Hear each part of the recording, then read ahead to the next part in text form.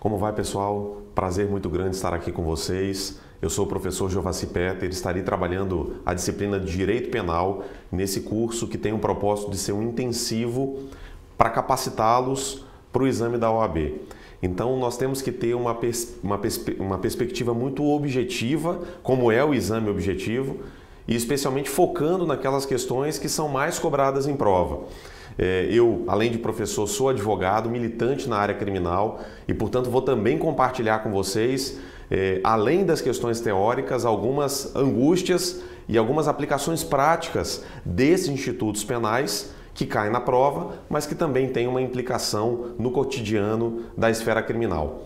Então, sem mais, a gente vai começar seguindo uma cronologia que, além de ser didática, ela é lógica. A gente vai iniciar o estudo nos princípios constitucionais penais e também nos princípios infraconstitucionais, para que depois a gente possa ir investindo esforço na análise propriamente da legislação penal e do Código Penal. Então vamos para os primeiros princípios, tendo essa análise e essa meta de que nós sejamos os mais pragmáticos possíveis. Então, analisando os nossos princípios, a gente pode acompanhar na tela que o primeiro princípio que eu trago para vocês é o princípio da dignidade da pessoa humana.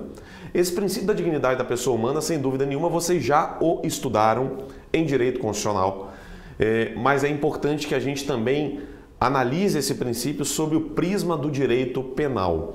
Então, o princípio da dignidade da pessoa humana, e eu vou fazer essa referência e vocês vão perceber que isso é uma forma que eu trago para que nós possamos estudar juntos de doutrina, legislação e jurisprudência. E quando alguma questão decorrente de provas anteriores tenha sido cobrada sobre algum tema, a gente, dentro do possível, do nosso espaço de tempo, vai também tentar debater essa aplicação prática desse tema. Portanto, o princípio da dignidade da pessoa humana diz que é uma meta do Estado Democrático de Direito e focaliza em dois objetivos, ou dois prismas. O primeiro é um prisma objetivo, que visa garantir o mínimo de subsistência do ser humano. E o segundo é um prisma subjetivo, que visa assegurar o bem-estar individual, calcado na autoestima e na respeitabilidade diante da sociedade. Vamos voltar aqui para a gente poder rapidamente fazer uma análise sobre esses dois prismas. Bem, num primeiro momento, o princípio da dignidade da pessoa humana diz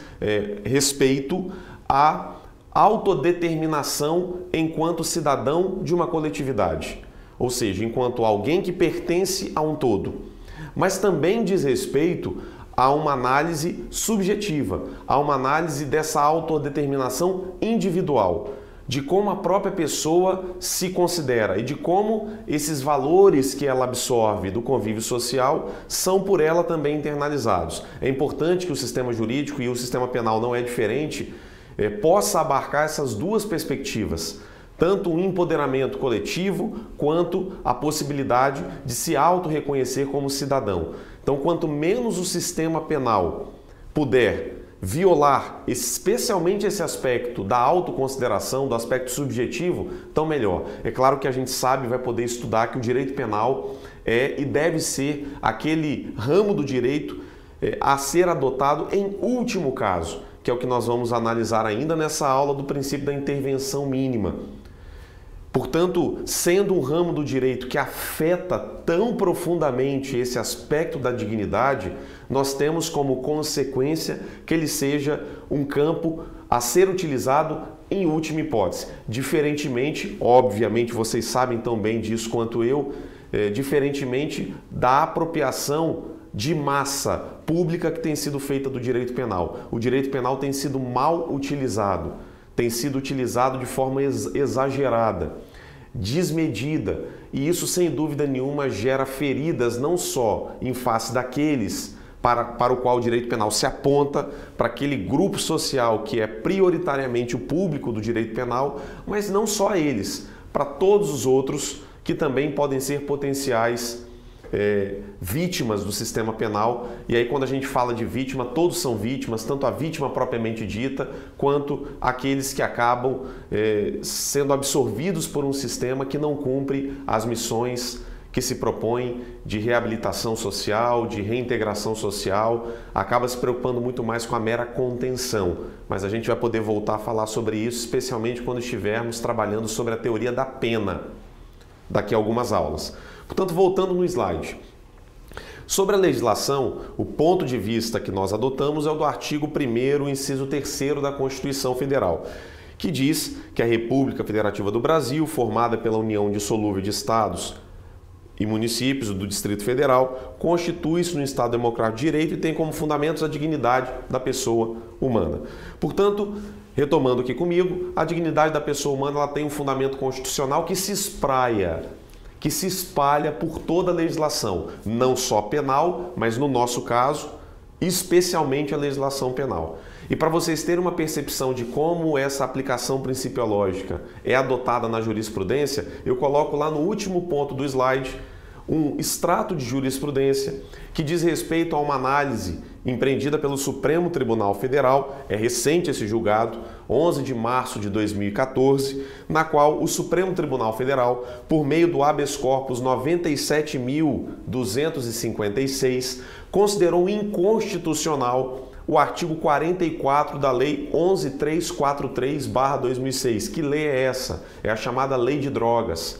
Esse artigo 44, vocês não precisam abrir a Lei de Drogas agora, não é o objeto do nosso tema da aula de hoje, mas só para vocês terem uma análise geral, o 44 é um artigo que dispunha, na verdade ele ainda dispõe, ele foi declarado inconstitucional, mas ainda encontra-se presente na legislação, que dispõe sobre a vedação de sursi, de graça, indulto, anistia e até concessões de liberdade provisória com várias restrições, na qual o Supremo entendeu que essa série de restrições, que eram restrições muito específicas para esse contexto de lei de drogas, esse contexto do entorpecente, da lei de tóxicos, antiga lei de tóxicos e em 2006 lei de drogas, que esse contexto seria inconstitucional porque ele violaria a dignidade daquelas pessoas que estão respondendo por tráfico de entorpecentes ou pelos crimes que estão sendo dispostos no próprio artigo 44.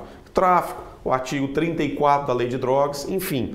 O princípio da dignidade da pessoa humana foi invocado nesse julgamento para justificar a inconstitucionalidade do artigo 34. Vamos passar para o nosso segundo princípio da aula de hoje, que é o princípio do devido processo legal. A tela do nosso slide diz o seguinte, que é um princípio regente cujas raízes estendem-se pelo princípio da legalidade, voltado tanto para o direito penal quanto para o processo penal. Como vocês podem analisar, a fundamentação constitucional desse princípio está no artigo 5º, inciso 54 da Constituição, que fala sobre o princípio do devido processo legal. Vamos voltar aqui rapidamente para a gente fazer uma consideração sobre isso. Esse princípio ele nasce naquele chamado contexto do due process of law, ou seja, uma análise que nasce no direito anglo-saxão e que vem para garantir que a todos será assegurado o devido processo legal, isso é, a observância estrita dos fundamentos legais. No nosso caso, um direito de matriz romano-germânica, ou seja, um direito que tem um fundamento legislativo muito forte, é a observância estrita dos preceitos legais, e não só a eles, mas também aos precedentes judiciais. Nós temos cada vez mais recebido a influência do direito anglo-saxão no sentido de incorporarmos a importância da jurisprudência, a importância do precedente e como esse intercâmbio entre precedente e entre legislação canaliza para o mesmo sentido, que é a segurança jurídica. Segurança jurídica que é um princípio fundamental de estabilização social, não só de estabilização jurídica, mas de estabilização social. Então, nesse sentido, é fundamental, especialmente nos tempos de hoje, que nós vemos em algumas grandes operações, e a Lava Jato foi um exemplo, onde certas regras processuais são violadas e isso passa com uma determinada naturalização que preocupa. O devido processo legal, ele assegura que nós temos que observar as regras do jogo. Não basta que a gente mire apenas nos resultados, tenha uma análise meramente utilitária do processo, porque isso é muito perigoso, porque nós podemos permitir a violação de regras processuais hoje, dos quais a gente não controla esses resultados no dia de amanhã. Então, independentemente de quem seja réu, independentemente do contexto, a observância do devido processo legal é uma garantia de estabilidade. Então, nós estamos falando de uma perspectiva garantista de processo penal, aquela de respeito ao devido processo legal, dentre elas no direito penal e no processo penal, ok? Vamos para o nosso terceiro princípio da aula de hoje, que é o princípio da legalidade. Como diz o nosso slide, diz a doutrina, é um dos mais relevantes, pois assegura que não há crime sem prévia definição legal. Igualmente, inexiste pena sem prévia cominação legal. Ampliou-se para abranger, além da vedação à punição sem prévia lei, outros princípios fundamentais, como o princípio da presunção do estado de inocência, o princípio da ampla defesa, do contraditório, dentre outros. A fundamentação constitucional está no artigo 5º, inciso 39 da Constituição Federal, assim como também no artigo 1º do Código Penal. Vamos entender rapidamente o que quer dizer esse princípio da legalidade. Fundamental o princípio da legalidade. E aqui um parênteses. A gente está falando muito de princípios e vocês estão observando que eu estou trazendo poucas questões. Porque a tendência das provas da ordem não é cobrar questões teóricas sobre princípios, mas é colocar as questões de princípios dentro de outras questões. Então nós vamos analisar algumas questões de princípios quando nós avançarmos na matéria. Só que é fundamental que você tenha essa base. É como uma casa que não se edifica do teto. Eu não posso começar a construir uma casa a partir do teto. Eu construo uma casa a partir das fundações. E os princípios, para o estudo do direito, eles têm o papel de serem as fundações, as vigas mestras que vão estabilizar todo o edifício teórico que nós vamos construir. Se você não tem uma boa base principiológica, você não consegue entender o contexto na qual as regras que virão logo depois estão inseridas. Então, ainda que a gente não veja, nesse momento, uma aplicabilidade mais direta na prova da ordem desses princípios, tenho absoluta certeza que nós teremos condição e tempo de analisar essa aplicação um pouco mais à frente. O princípio da legalidade é um exemplo muito prático disso, porque o princípio da legalidade está disposto no artigo 5º, inciso 39 da Constituição, mas também no artigo 1º do Código Penal. É o primeiro artigo que inaugura o Código Penal. Não há crime sem lei anterior que o defina. Então eu só posso incriminar alguém se essa lei for anterior. Eu não posso incriminar alguém por fato que a legislação considera crime após a conduta ter sido exteriorizada pelo agente. Então, não há crime sem lei anterior. Essa é a primeira parte do dispositivo constitucional e do dispositivo penal. Segunda parte, e nem pena sem prévia cominação. É até uma consequência lógica.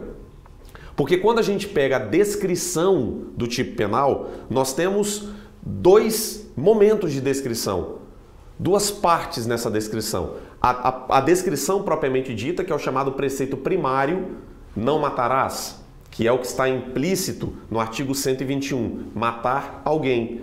Então, quando eu falo matar alguém, na verdade, nas entrelinhas eu estou falando não matarás. Se a gente observar, a descrição da norma penal ela é afirmativa, mas é óbvio que essa afirmação não serve para que você pratique aquilo que o legislador está afirmando. Porque o que está na entrelinha da norma penal é a proibição por trás da afirmação, ok? Então, se furtar, é pena. Então, furtar alguém, essa é a afirmação. Óbvio que nós não podemos furtar, porque o preceito secundário, o preceito subjacente é não furtarás. Então eu tenho um preceito primário, que é a descrição, e eu tenho um preceito secundário, que é a pena, a sanção. Então, se eu não tenho crime sem lei anterior, consequentemente, eu não posso ter pena sem que haja um crime. Então, uma coisa está relacionada com a outra. Então, diz o artigo 1º, não há crime sem lei anterior que o defina, nem pena sem prévia cominação legal. Isso quer dizer, eu não posso ter um crime que disponha de uma pena inexistente ou simplesmente de uma pena abstrata, uma pena que fica meramente a critério do magistrado. Isso não pode, porque isso violaria a segunda parte do princípio da legalidade. Se isso cair na sua prova, ainda que não seja algo que esteja explícito na letra da lei, você vai tomar isso como uma consequência. E aí, voltando ao nosso slide, se a gente for olhar, eu colacionei uma jurisprudência para que a gente possa observar a aplicação prática desse princípio. Então, é também um julgado recente, 2015, outubro de 2015, em que diz: questão constitucional posta, faltou lá o questão constitucional posta diante do princípio da legalidade penal, diz respeito ao questionamento acerca da tipicidade da conduta de portar arma branca. Arma branca, por exemplo, uma faca, em face da ausência da regulamentação exigida no tipo do artigo 19 da Lei de Contravenções Penais. Questão relevante do ponto de vista social e jurídico. Essa questão foi julgada no Supremo Tribunal Federal, recentemente, da lavra do ministro Edson Fachin, e que vai trazer para a gente, vamos voltar rapidamente, nós também teremos um momento que a gente vai fazer uma comparação do Código Penal com a Lei de Contravenções Penais, que é um decreto-lei de 1941, chamados crimes menores ou crimes anões. Mas o fato é, o artigo 19 da Lei de Contravenções, ele dispõe sobre a contravenção penal de portar arma branca, mas ele exige regulamentação. Se não foi regulamentado, eu não posso considerar que é uma figura delituosa, que é um delito em linhas gerais. Então, se não é um delito em linhas gerais, porque não houve regulamentação, eu não posso considerar que há infração penal. Tá claro? Então, só pode haver infração se houver prévia cominação. Nesse caso, você pode perguntar, mas professor, não tinha o artigo 19 que dispunha sobre a infração de portar arma branca? Ele tinha, mas não estava preenchido completamente, porque ele precisava de ser regulamentado e não foi. E não tendo sido regulamentado, eu não tenho a figura infracional da infração penal do artigo 19. Vamos para mais um princípio. Princípio da anterioridade, também um princípio importantíssimo, até para que a gente possa utilizar esse princípio para o tema da nossa próxima aula, que é a lei penal no tempo. Então, vamos ao slide. Diz o princípio da anterioridade, segundo a doutrina, que significa a indispensabilidade de haver prévia estipulação de lei, definido o crime, isso é, antes do cometimento da infração penal, ser dita uma norma tipificando a definição da conduta incriminadora. Antes da prática do delito, se estabelece a pena cabível. Então, voltando para cá, o fundamento constitucional é o mesmo do anterior princípio da legalidade. Na verdade, nós estudamos o princípio da anterioridade como um desdobramento do princípio da legalidade, no sentido em que ele fala, não há crime sem lei. Essa expressão de não há crime sem lei já poderia ser interpretada como uma invocação do princípio da legalidade. Mas aí o próprio redator, o próprio constituinte, ele foi além. Não há crime sem lei e não há pena, e não há crime sem pena. Então não há crime sem lei anterior. Não há crime sem lei, legalidade. Não há crime sem lei anterior, anterioridade. Então não basta que eu inaugure, que eu inove em matéria penal para que todas essas condutas praticadas antes da inovação sejam consideradas crimes. É fundamental que essa inovação no direito penal, ela só consiga atingir os fatos que forem praticados a partir da sua vigência. Ou, se houver vacatio legis, que é aquele período onde se entende necessário para que a sociedade possa incorporar a alteração legal, após a vacatio legis, aí sim eu terei a aplicação prática desse princípio. Até aí, tudo bem? Então, vamos analisar uma jurisprudência sobre isso. Então, também uma jurisprudência de um tribunal superior, nesse caso do STJ. E aí diz, se a conduta foi praticada antes da alteração da LEP, LEP é a Lei de Execução Penal, Lei 7.210 de 84. Então, se a conduta foi praticada antes da alteração da LEP, que inclui a posse de aparelho celular pelo sentenciado no presídio, descabe a sanção por força dos princípios constitucionais da anterioridade e da legalidade. Recurso provido para retirar a anotação da falta disciplinar ocorrida no dia tal, 9/3/2005, com todos os efeitos dela decorrentes. Vamos entender rapidamente aqui comigo o contexto dessa jurisprudência, porque não basta que a gente entenda o texto, é importante que a gente entenda também o contexto. Vocês todos já devem ter ouvido falar que nós passamos por uma alteração legislativa, talvez você não saiba exatamente aonde está, mas que você sabe que isso aconteceu, eu tenho absoluta certeza, sobre a proibição de ingresso de aparelhos celulares ou rádios comunicadores em unidades prisionais. Esse fato, ele se tornou uma alteração legal depois daquela sucessão de rebeliões que aconteceu no estado de São Paulo, organizada por um grupo criminoso conhecido como PCC. Então, o PCC, nos idos dos anos de 2008, 2009, organizou um grande movimento. Isso virou até um filme chamado Salve Geral, que foi protagonizado pela atriz Andréa Beltrão. Se vocês, inclusive, podem assistir esse filme, que é um ótimo complemento também da nossa disciplina. Isso virou um filme. E, nesse episódio, chegou-se à conclusão de que grande parte dessa organização para as rebeliões partia de comunicação via celular. Então, qual foi a medida que os organismos de Estado adotaram? Tentar bloquear o acesso de celulares, seja por meio de bloqueadores de sinais, seja por meio da criação de tipos penais que desestimulassem as pessoas a praticar aquele delito. A gente vai ver que uma das funções da pena ou do próprio crime é a função de prevenção geral negativa. Isso é, fazer com que as pessoas, por meio de um risco de serem punidas, se desestimulem a praticar aquela conduta. Então, o temor de serem punidas faz com que, racionalmente, as pessoas possam evitar a prática do ilícito, ok?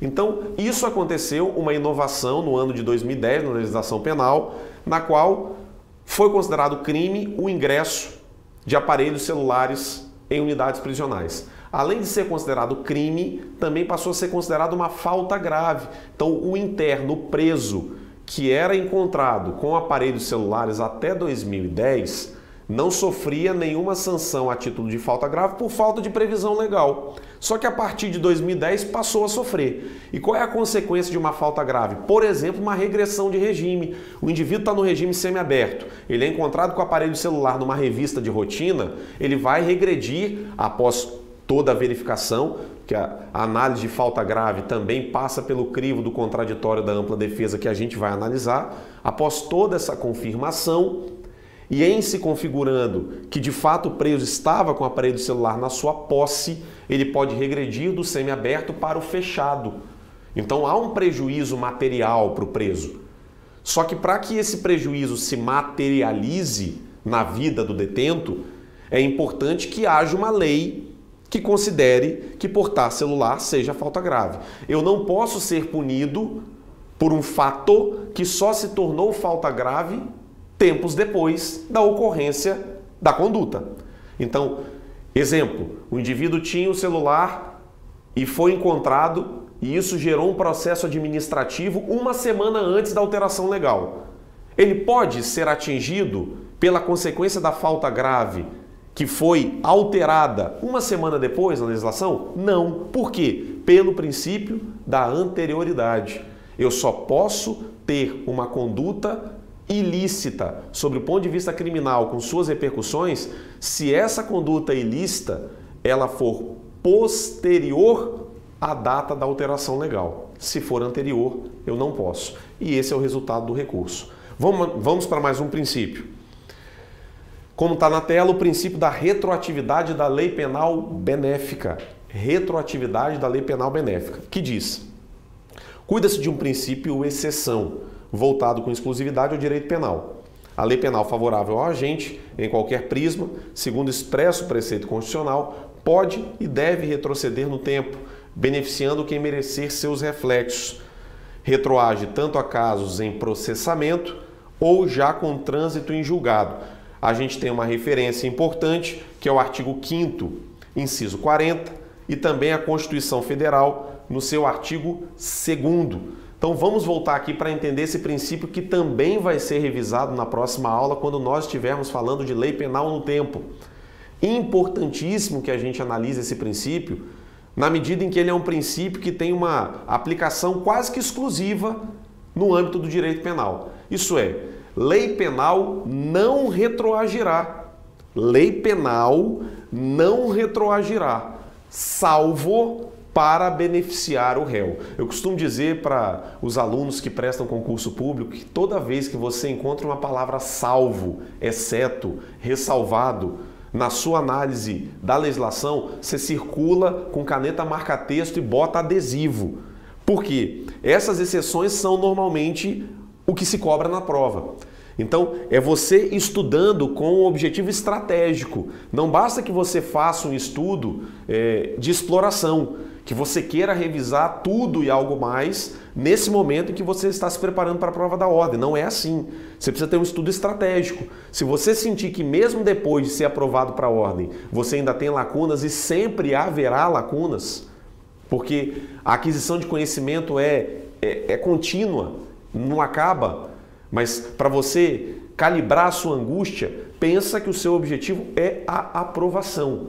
E aí depois você vai preenchendo esses espaços com mais conteúdo. Então, salvo. Aqui tem um salvo, então a gente bota um asterisco.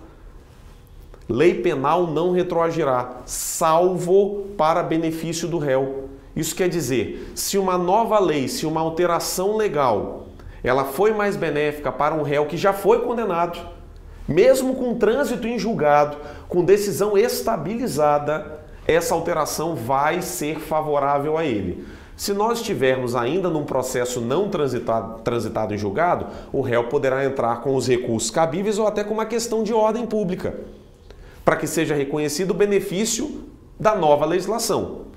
Se já houver trânsito em julgado, nós temos um processo de execução penal. E aí o réu pode entrar com agravo em execução.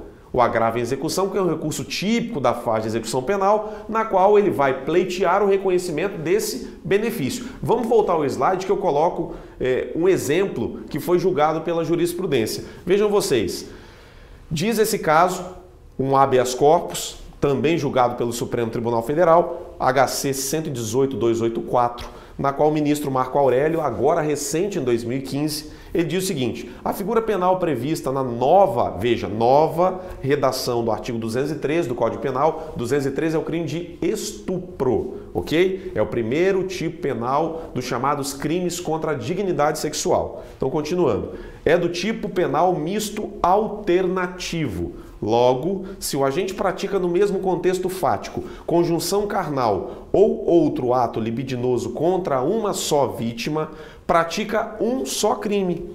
Nesse caso, incide-se a Lei 12.015 de 2009. Essa lei foi a lei que alterou o Código Penal aos delitos cometidos antes da sua vigência. Vamos parar nesse momento, hein? Incide a Lei 12.015 a crimes praticados antes de sua vigência. Olha a aplicação concreta do princípio da retroatividade da lei penal mais benéfica. Se essa lei penal retroagiu, você pode ter absoluta certeza, ela foi mais benéfica para o indivíduo. Vou só abrir um parênteses para vocês entenderem isso aqui, porque não foi ainda objeto das nossas aulas. Antes da Lei 12.015 de 2009, o Código Penal tinha dois tipos penais seguidos. Artigo 213, estupro. Artigo 214, conjunção carnal. O que era o estupro? Cópula vagínica, ok? Pênis, vagina. Isso era estupro, praticado mediante violência ou grave ameaça. E o que era a conjunção carnal? Qualquer outra violência sexual que não a cópula vagínica. Então, sexo anal, sexo oral, esfregação, tudo, masturbação, enfim, tudo era conjunção carnal. O caso concreto neste julgado era um indivíduo que havia praticado contra uma mesma vítima cópula vagínica e atos libidinosos diversos da cópula vagínica. E ele foi denunciado e condenado por dois tipos penais, em concurso material, pelo 213 e pelo 214, provavelmente porque haviam circunstâncias específicas no caso que levaram a acusação e também o juiz a considerar que havia uma diversidade de desígnios. Tinham desígnios e intenções diferentes, que é o que também nós vamos estudar em concurso de crimes. Pois bem, esse indivíduo até 2009 respondia por 2 delitos. Só que a partir de 2009, com a inovação da Lei 12.015, aí volta ao julgado, com essa inovação, o legislador entendeu que o 214 ele passaria a integrar o artigo 213. Isso é, eu praticaria um único crime e não mais 2 crimes. Eu não preciso nem dizer para vocês, e isso é uma conclusão bem simples, de que há um benefício, porque eu responderei por um único crime e não por 2. Aí você pode perguntar, mas as penas mantiveram-se as mesmas. Ah, mas espera aí, não vamos nem discutir aqui aspecto de impunidade, tá? O objetivo não é esse. Vamos só discutir aspecto dogmático. Sob o ponto de vista dogmático, antes da 12.015 de 2009, respondia por 2. Após a 12.015 de 2009, respondia por 1, porque o artigo 214, que era a conjunção carnal, foi absorvido pelo 213. Resultado, esse indivíduo entra com recurso requerendo o reconhecimento da exclusão de um tipo penal e consegue, mesmo a alteração sendo posterior à sua condenação. Ficou claro como é que se aplica esse princípio? Espero que sim. Então vamos para mais um princípio. Princípio da personalidade ou responsabilidade pessoal. E diz, também chamado de princípio da intranscendência. Vocês podem ouvir essa expressão também em provas. Sinônimo, ok? Princípio da intranscendência com o princípio da personalidade. Significa ser a responsabilidade pelo crime cometido individualizada, não podendo atingir inocentes, desvinculados da infração penal. É o preceito constitucional de que a pena não passará da pessoa de quem cometeu o ilícito. A pena não passa da pessoa que cometeu o ilícito. A referência constitucional está no artigo 5º, inciso 45, ok? Vamos voltar só para a gente entender isso aqui. No direito penal, diferentemente de outros ramos, como por exemplo o direito sucessório, na qual uma dívida se transfere para os herdeiros, no direito penal uma pena criminal não se transfere. Ela é intransferível, por isso o princípio da intranscendência. Ela não transcende do próprio indivíduo, daquele que foi condenado. Daí, personalidade, porque é a própria pessoa, e intranscendência, porque não passa da pessoa do condenado, ok? Então, a gente usa expressões para falar a mesma coisa. Se um indivíduo responde por um crime, é condenado, com trânsito em julgado e morre, qual é a conclusão? Nós vamos estudar algumas aulas à frente, lá nas causas de extinção da punibilidade, no artigo 107 do Código Penal. A punibilidade dessa pessoa será extinta. Então quer dizer que os herdeiros, eles não terão a responsabilidade de pagar a pena, veja, pagar a pena corporal, não. Qual é a pena corporal? Pena de prisão ou as medidas alternativas. A própria Constituição diz, salvo a reparação do dano. Então, a reparação do dano, que é o reflexo patrimonial da sanção penal, essa sim pode ser transmitida para os herdeiros. Pode ser transmitida para aquele conjunto de bens que será repartido entre aqueles que forem herdeiros de um morto, de um decujus, ok? Só que eles não vão receber a responsabilidade por cumprir uma pena pessoal, seja de prisão, seja uma medida alternativa. Tudo bem? Isso, inclusive, vai levantar uma discussão muito interessante quando nós estivermos falando de concurso de agentes, lá no artigo 29 do Código Penal. Que eu vou perguntar para vocês, só para vocês já ficarem com isso no radar. Se um réu morre, mas junto da condenação desse réu também haviam coautores e partícipes.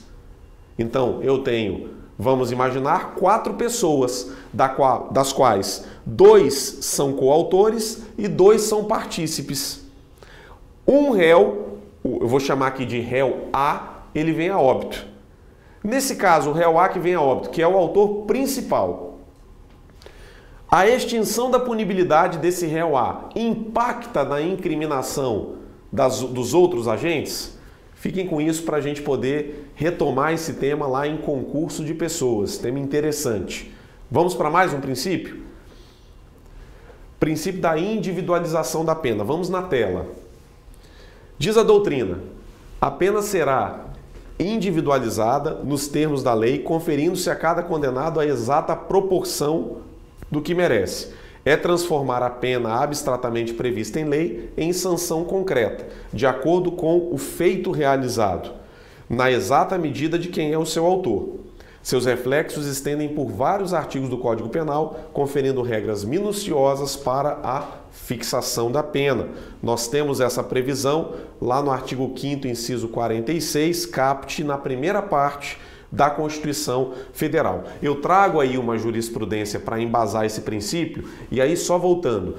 Esse princípio eu vou passar muito rápido com vocês, porque ele será bastante estudado quando nós estivermos no artigo 59 do Código Penal, aonde trata da fixação da pena base, especialmente do sistema de aplicação de pena no Brasil. Quando nós estivermos falando do chamado sistema trifásico, fixação da pena base e da dosimetria da pena. É fundamental, e o STJ tem bastantes julgados na qual ele reforma decisões de primeira ou de segunda instância em que não foi observado o princípio da individualização da pena no momento da dosimetria da pena. Isso é, da fixação concreta da sanção. Portanto, lembrem-se, esse princípio tem aplicação nesse contexto. Vamos para mais um princípio. O princípio da humanidade.